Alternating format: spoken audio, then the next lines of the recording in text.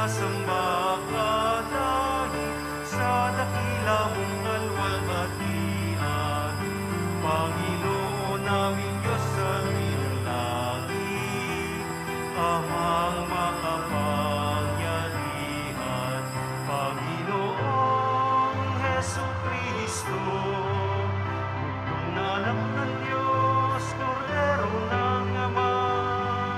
Ikaw na nag-aalis ng mga kasalanan, nagsalimula. Tanggapin mo ang aming kahilingan, ikaw na nalulugtog sa kanan ng Ama. Maawa ka sa amin, ikaw lamang ang banal, Panginoon Jesucristo, kasama ng Espiritu, sa luwalhati ng Ama. Amen, amen, amen. Manalangin tayo. Ama naming makapangyarihan, hinirang mo si San Lucas para sa paglalahad at pagsusulat ng isiniwalat mong hiwaga ng iyong pagmamahal sa mahihirap.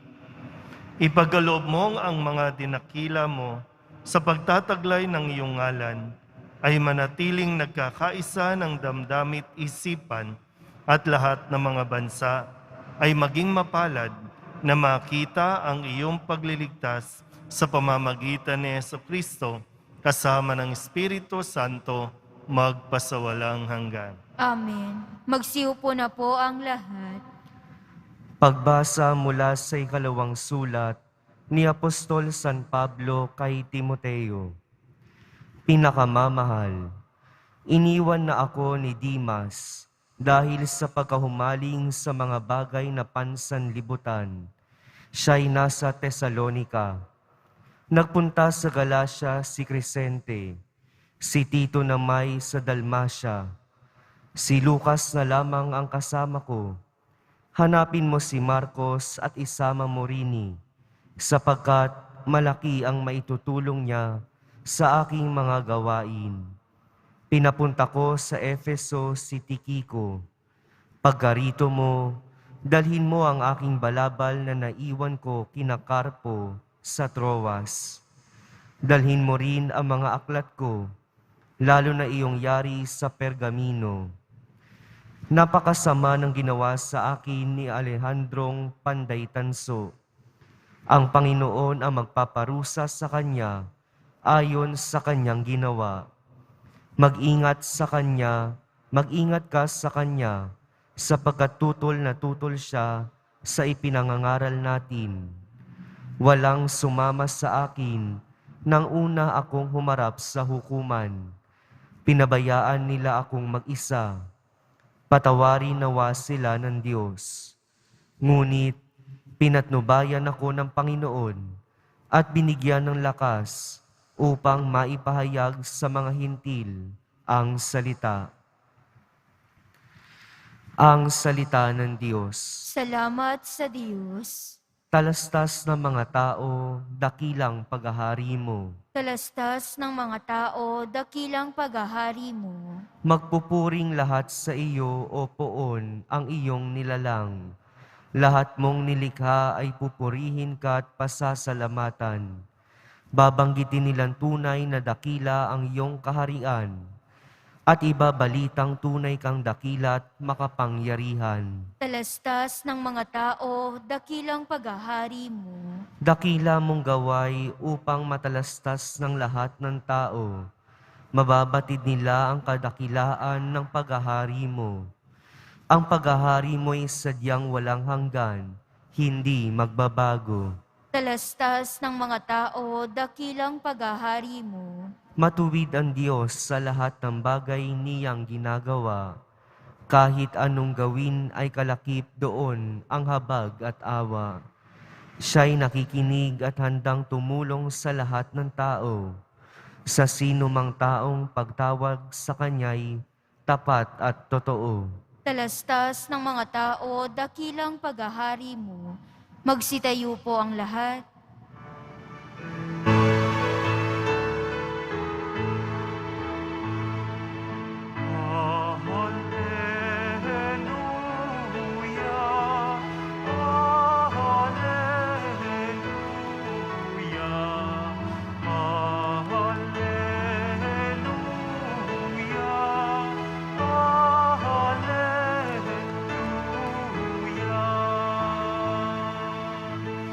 Hinirang tayo ni Kristo upang mamungang totoo bilang mabuting tao.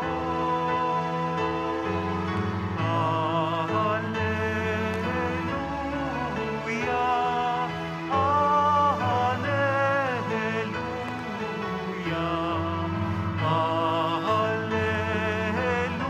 Alleluia, Alleluia.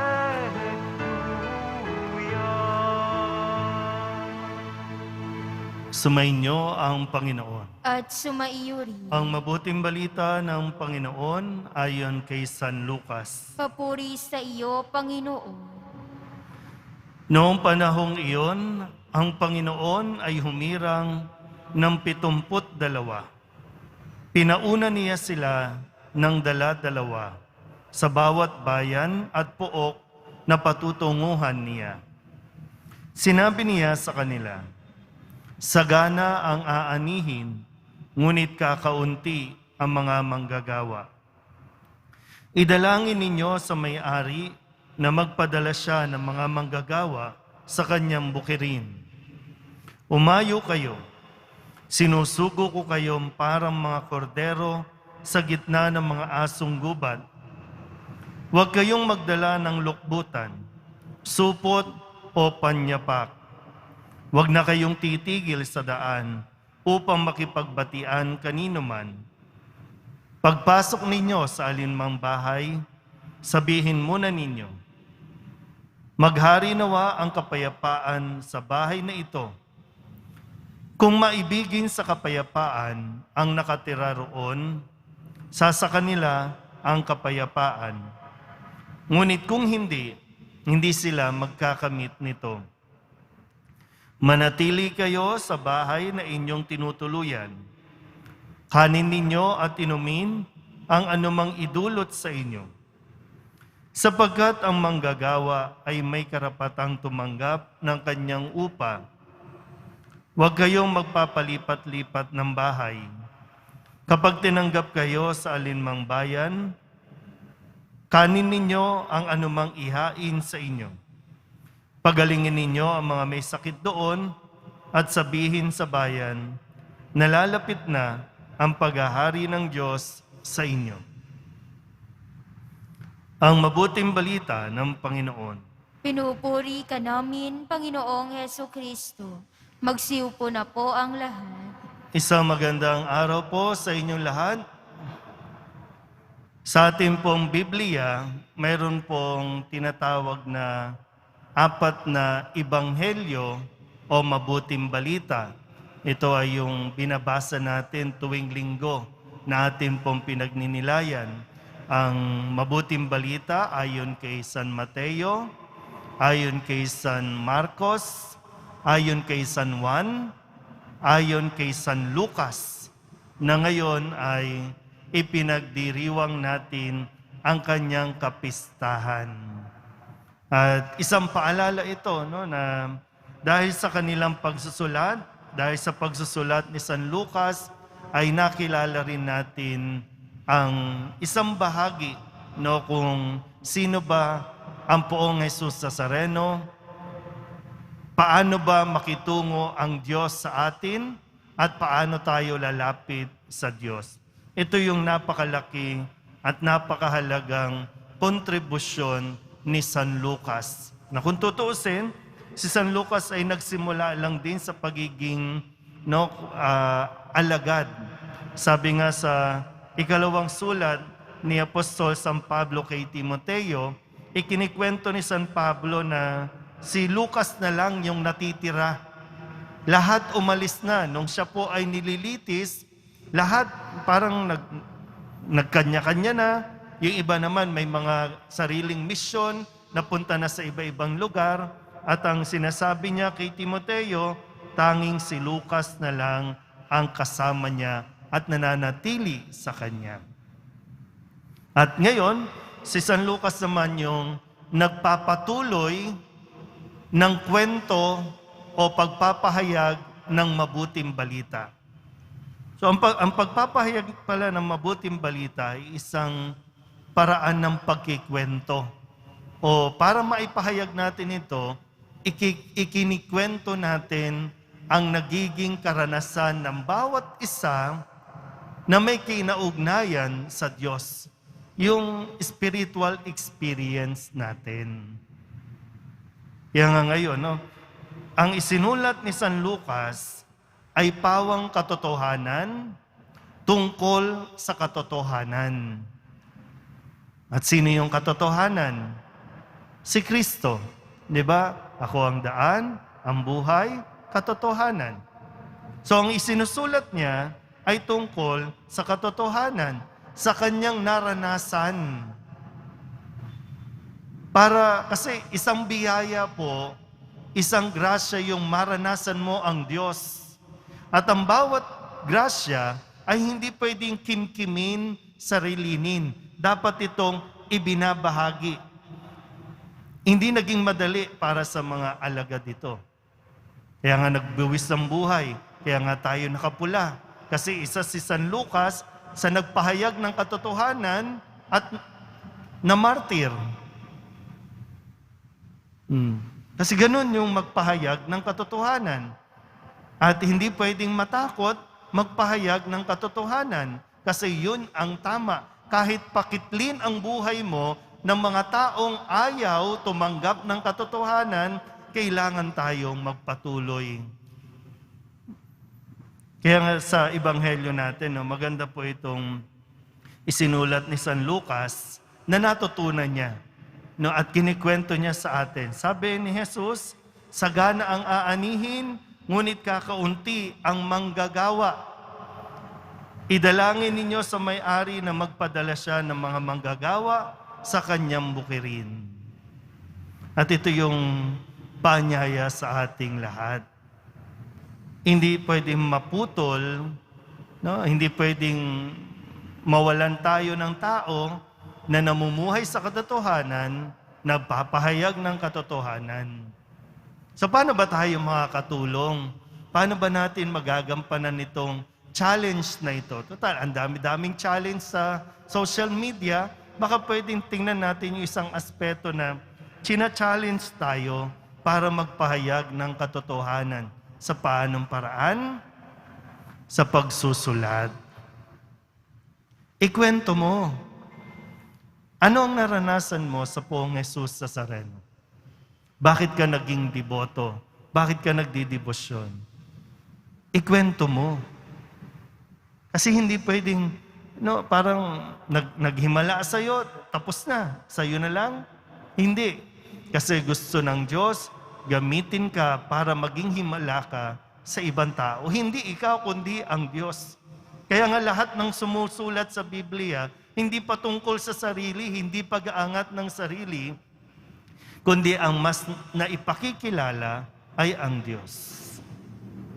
Kaya po, nawa, sa panahong ito na maraming tukso sa pamamaraan ng pagsusulat, tayo po ay inaanyayahan maging kabahagi ng mga manggagawa. Sa simpleng pamamaraan, lahat naman po, halos lahat na, mayroon namang social media. Kahit nga vendor, kahit nga mga namamalimos, mayroong social media. Bakit hindi natin gamitin yung mga daliri natin? Kung hindi ka man makapagsulat, dahil nga lahat ngayon, puro type, puro click.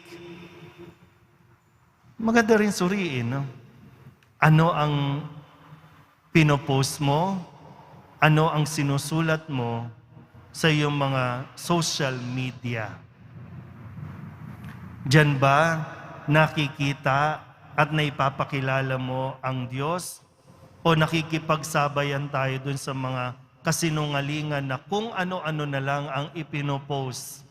Minsan buhay ng ibang tao, isusulat mo, ichichismis mo. At talagang maraming tao yung mayaman sa pagchichismis, sa pagsusulat ng mga fake news. Meron tayong responsibilidad. Gusto natin malaman ng totoo, pero ikaw naman, kahit kasinungalingan, share ka ng share, post ka ng post. Yung mga sinusulat mo ba sa social media, nakakatulong ba yan magbigay ng pag-asa o nakakadagdag mapadepress ang mga tao? Yung mga pinopost mo ba nakakatulong mapatibay ang relasyon ng ibang tao o dahil sa post mo nasisira ang relasyon ng ibang tao? So, maganda po, no? Suriin natin. Yung pinagdarasal mo, pwede mong isulat yan, no? Yung dasal mo, i-type mo sa social media. Pag sinagot, i-type mo din, magpasalamat. Para malaman ng tao na ganun pala kalakas ang panalangin, kahit isulat mo lang. Pero yun nga, no? Isang hamon ito para sa ating lahat.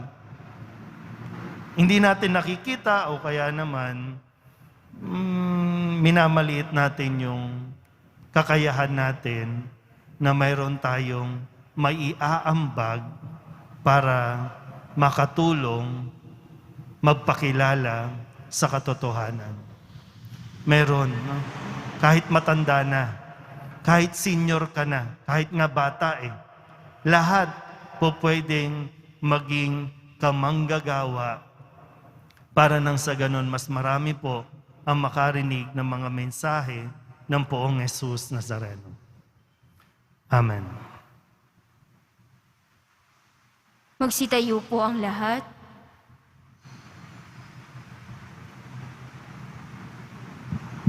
Minamahal ko mga kapatid, tapat na kaibigan ni San Pablo, binigyan tayo ni San Lucas ng isang ebanghelyong mayaman sa mga salaysay. Manalangin tayo sa Ama sa pamamagitan ng mapagmahal na tagapagligtas na inihayag sa ebanghelyo ni San Lucas. Ang ating itutugon, Panginoon, gawin mong pagpaparangal sa mabuting balita ang aming buhay. Panginoon, gawin mong pagpaparangal sa mabuting balita ang aming buhay.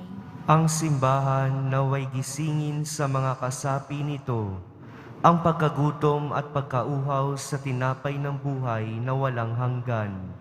Manalangin tayo. Panginoon, gawin mong pagpaparangal sa mabuting balita ang aming buhay. Ang mga nasa propesyon ng panggagamot at ang mga tumutulong sa kanila, naway gabayan ng Espiritu. Manalangin tayo. Panginoon, gawin mong pagpaparangal sa mabuting balita ang aming buhay. Tayo naway masiglang makilahok sa gawaing pangmisyon ng simbahan. Manalangin tayo. Panginoon, gawin mong pagpaparangal sa mabuting balita ang aming buhay. Ang mga may sakit at may kapansanan, naway makatanggap ng pagtataguyod at aliw mula sa kanilang pamilya at mga kaibigan. Manalangin tayo. Panginoon, gawin mong pagpaparangal sa mabuting balita ang aming buhay. Ang mga yumao, naway makabahagi sa kagalakan ng mga anghel sa kalangitan. Manalangin tayo. Panginoon, gawin mong pagpaparangal sa mabuting balita ang aming buhay. Idulog din natin sa Panginoon ang ating mga personal na kahilingan at mga panalangin para sa ating mga pamilya. Ganon din ang lahat ng mga misang pasasalamat, espesyal na intensyon at mga kaluluwa na hinihiling na ipagdasal sa misang ito.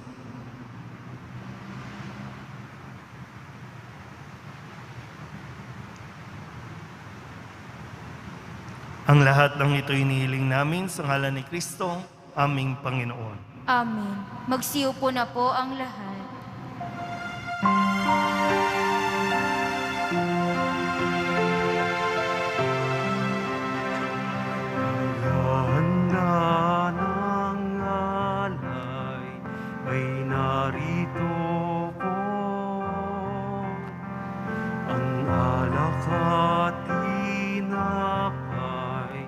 Dala sa altar mo, anyo'y magiging tunay, dugo mo't katawan, aming tatanggapin ngayon, magbibigay buhay.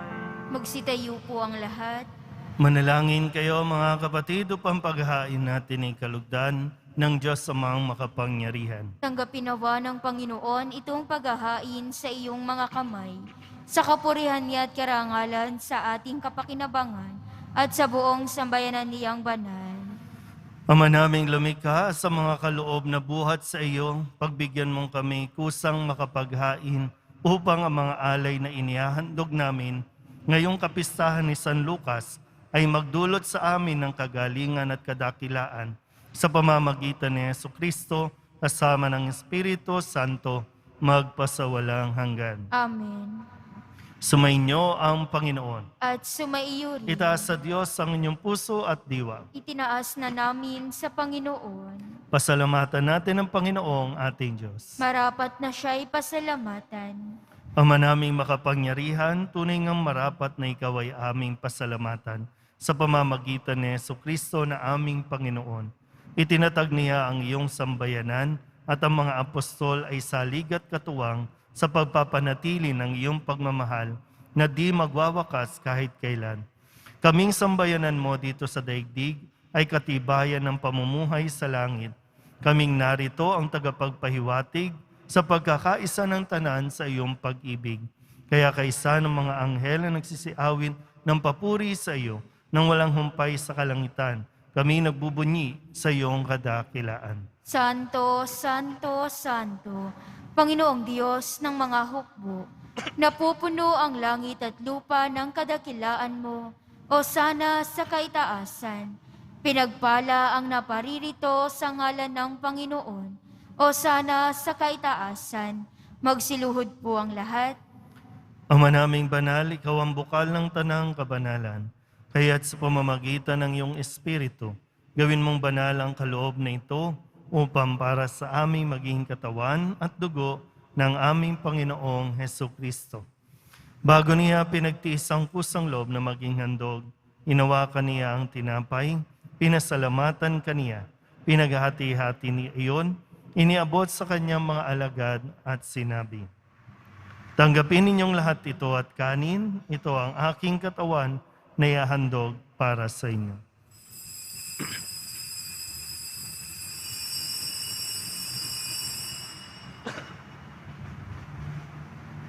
Gayun din naman ang matapos ang hapunan, inawakan niya ang kalis, muli kaniyang pinasalamatan. Iniabot niya ang kalis sa kanyang mga alagad at sinabi, "Tanggapin ninyong lahat ito at inumin. Ito ang kalis ng aking dugo, ng bago at wala hanggang tipan. Ang aking dugo na ibubuhos para sa inyo at para sa lahat sa ikapagpapatawad ng mga kasalanan. Gawin ninyo ito sa pag-alaala sa akin."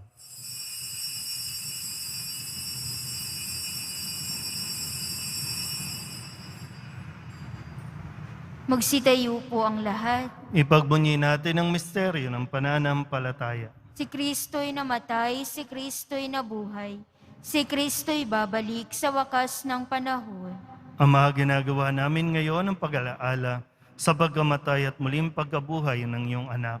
Kaya tiniaalay namin sa iyo ang tinapay na nagbibigay buhay at ang kalis na nagkakaloob ng kaligtasan. Kami nagpapasalamat dahil kami iyong minarapat na tumayo sa harap mo para maglingkod sa iyo. Isinasamo namin kami magsasalo-salo sa katawan at dugo ni Kristo ay mabuklod sa pagkakaisa sa pamamagitan ng Espiritu Santo. Ama, lingapin mo ang iyong simbahang laganap sa buong daigdig. Puspusin mo kami sa pag-ibig kay San Francisco na aming Papa at ni Jose na aming Obispo at ng Tanang Kaparian.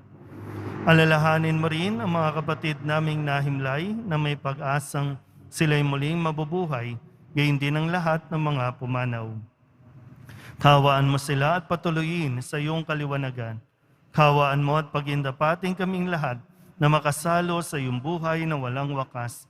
kaysa ng mahal na Birhen Maria na ina ng Diyos, ng kabiyak ng puso niyang si San Jose, kaysa ng mga apostol at ng lahat ng mga banal na namuhay dito sa daigdig na kalugod-lugod sa iyo, may pagdiwang nawa namin ng pagpupuri sa igararangal mo sa pamamagitan ng iyong anak na aming Panginoong Heso Kristo. Sa pamamagitan ni Kristo, kasama niya at sa Kanya, ang lahat ng parangal at papuri ay sa iyo, Diyos amang makapangyarihan, kasama ng Espiritu Santo, magpasawalang hanggan. Amen. Buong kababaang loob tayong tumawag sa ating Panginoon ng Ama namin. Ama namin, Sumasalangit ka, sambahin ang ngalan mo. Mapasa amin ang kaharian mo. Sundin ang loob mo dito sa iso, at iadya mo kami sa lahat ng masama. inihiling namin kami ihadya sa lahat ng masama, pagkalooban ng kapayapaan araw-araw, iligtas sa kasalanan, at ilayo sa lahat ng kapahamakan, samantalang aming pinananabikan ang dakilang araw ng pagpapahayag ng tagapagligtas naming si Yesu Kristo.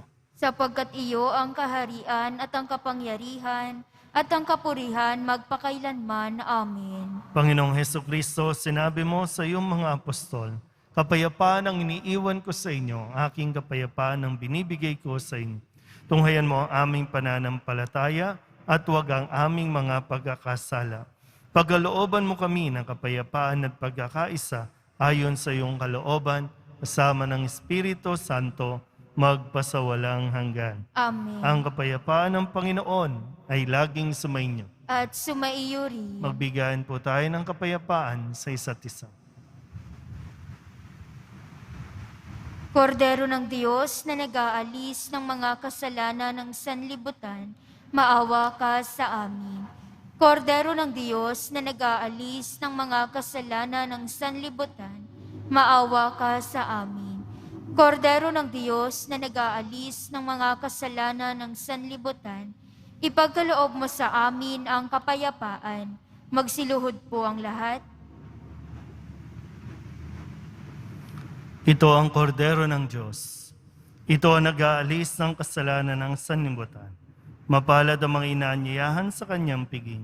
Panginoon, hindi ako karapat-dapat na magpatuloy sa iyo, ngunit sa isang salita mo lamang ay gagaling na ako.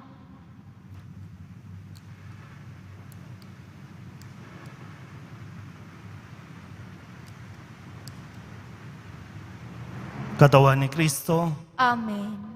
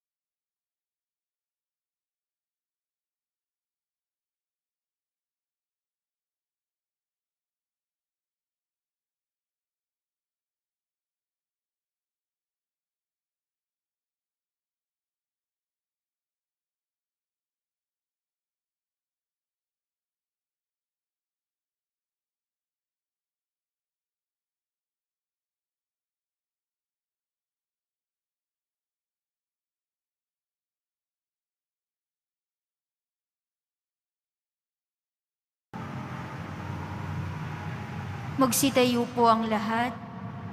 manalangin tayo. Ama naming mapagmahal, ipagkaloob mo ang tinanggap naming sa hapag mong banal ay magpabanal at magpalakas sa amin sa pagsampalataya sa mabuting balitang ipinangaral ni San Lucas sa pamamagitan ni Yesu Kristo kasama ng Espiritu Santo magpasawalang hanggan. Amen. Mahal na po ang Jesus Nazareno, inihayag mo sa pamamagitan ng krus ang walang maliw na pag-ibig ng Diyos sa sangkatauhan Pakinggan mo ang kahilingan ng iyong angka na nagsusumamo sa iyo. Makamtanawa nila ang inyong katugunan at tanggapin ang kasagutan na may utang na loob na tinatanaw. Basbasan din po ninyo mga dala-dala nilang mga imahin at dasalan.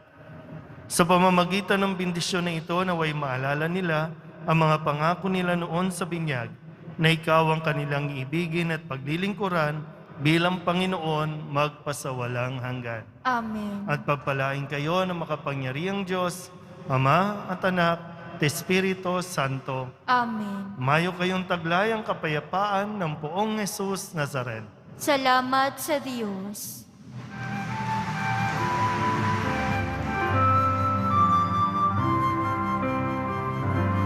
Nuestro Padre Jesus Nazareno, sinasamba ka namin. Pinipinto ka namin. Aral mo ang aming buhay at kaligtasan. Nuestro Padre Jesus Nazareno, iligtas mo kami sa kasalanan. Ang krus mong kinamatayan ay sagisag ng aming kaligtasan. Nuestro Padre Jesus Nazareno, dinarangal ka namin. Nuestro Padre Jesus Nazareno, niluluwalhati ka namin. Nuestro Padre Jesus Nazareno, dinarangal ka namin. Nuestro Padre Jesus Nazareno, niluluwalhati ka namin.